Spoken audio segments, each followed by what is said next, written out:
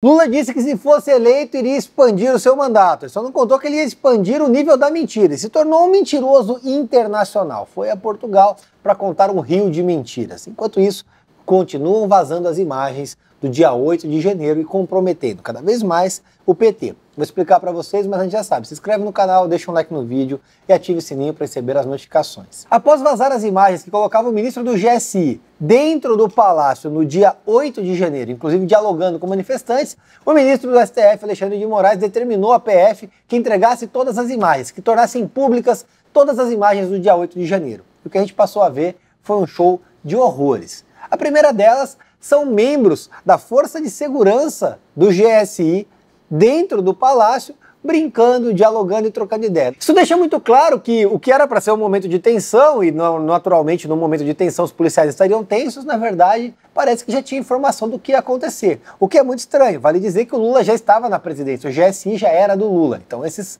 militares, esses policiais que estavam ali fazendo a segurança do local, também eram da própria base do Lula. Esquisito, né? A pulga atrás da orelha vai se tornando um rinoceronte. E aí a gente dá uma olhadinha nas imagens, na continuidade delas, e a gente vê o Dino, o Múcio, ministro da Defesa, e o Rui Costa aparentemente discutindo. E aí a cereja no bolo é depois, quando o Lula aparece ao lado de Gonçalves, o ministro que autorizou os invasores, passeando por dentro do local. Só que o Lula somente gravou um vídeo que estava no local somente no outro dia. Então, como ninguém viu que ele foi no dia anterior? Esquisito, né? Fica uma dúvida, fica uma cortina de fumaça ao redor disso. As imagens do que aconteceu lá dentro vão esclarecer muitas coisas, vão elucidar muitas coisas.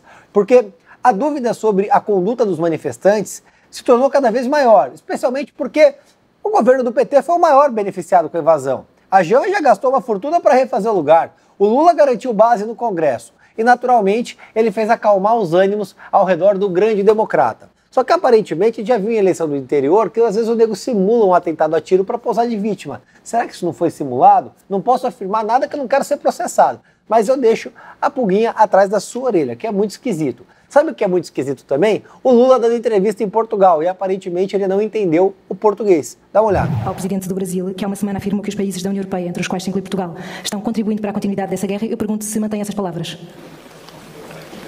Eu confesso que eu não foi fácil de ouvir, tem que ser baixo. Há uma semana afirmou... Tá. Eu percebi porque já conheço há muito tempo.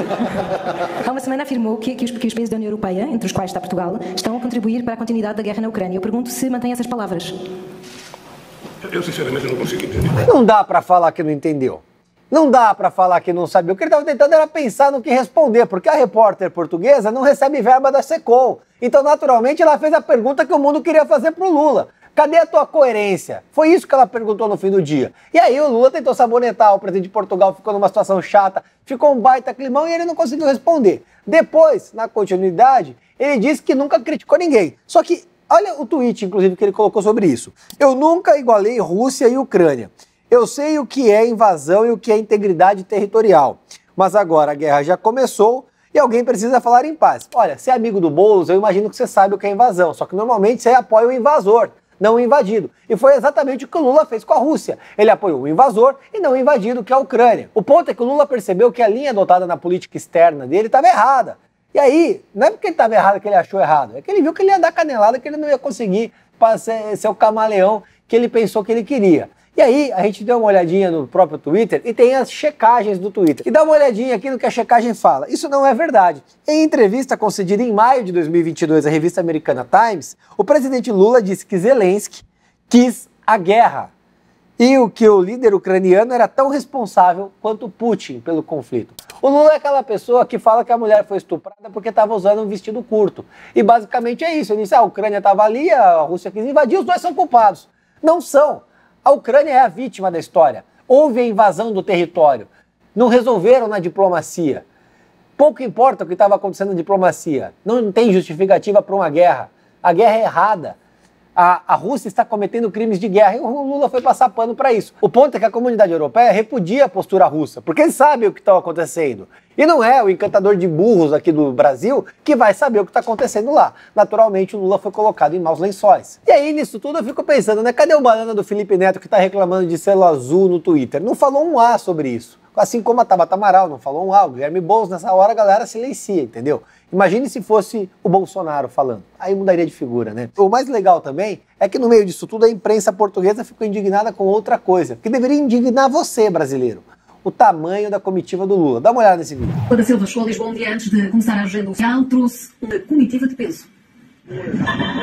Com o Lula da Silva havia uma comitiva que precisa de 22 carros para se movimentar. Vieram do Brasil, distribuídos em 2 aviões. Além do Presidente, 8 ministros, 4 senadores, 8 deputados, o secretário executivo do Ministério da Indústria e o Presidente da Agenda do Turismo. Mas a conta não fica por aqui. Se olharmos, por exemplo, para o Governo, que enviou representantes de várias áreas, há que somar os assessores e seguranças de cada um. Portanto, 8 ministros formam uma equipa de quase 50 pessoas. No total, serão cerca de 75, juntando a equipa de Lula da Silva e dos parlamentares. A comitiva do Lula é composta por 2 aviões, 22 carros, todos hospedados em hotéis de luxo, cuja diária é de R$ 1.500 por dia. Caro, né? É você que tá pagando, você deveria achar cara, mas você deve ter feito ela e tá feliz pagando uma mata pra Janja e fazer compra na Zenha. Só que a Janja não foi sozinha, né? Vocês podem ver aqui que ela levou com ela Silvio Almeida, Margarete Menezes, Aniele Franco. A Margarete Menezes, inclusive, ela é ministra da Cultura e ela é amiga da Janja, então é isso que ela foi lá. E o presidente de Portugal condecorou a Janja por serviços relevantes. A primeira-dama está em viagem oficial desde o dia 21. Agora eu fico pensando qual foi o serviço relevante que essa mulher fez. Gastar uma fortuna para redecorar o palácio? Querer comprar a cama de R$200 mil? Porque a Janja, vamos concordar, ela nunca fez nada de relevante na vida. A coisa mais relevante que ela fez até hoje foi casar com o Lula. E que não tem lá grande relevância, porque você ser mulher de bandido não é uma coisa assim muito bonita de se falar, né? Muito moral, muito ética. Mas isso alçou ela ao patamar de primeira-dama do país, e aí ela recebe uma honraria. Efetivamente, Portugal aparentemente condecora qualquer um. Basta chegar lá com o chefe de Estado, vai ganhar uma medalha, entendeu? Fico imaginando qual é a medalha, qual é o nome da medalha que ela recebeu, enfim, qual é a honraria. Deve ser alguma coisa bastante estúpida, tipo a medalha do Pateta, porque não tem outra coisa para ser. Enfim, enquanto todo mundo está rindo, todo mundo está passeando, Lula se evadiu da crise do GSI, foi passear em Portugal, levou uma comitiva gigantesca e você está aí trabalhando para pagar a conta. Pague seus impostos em dia que a Janja precisa passear. Tamo junto, um abraço e vamos processar tudo.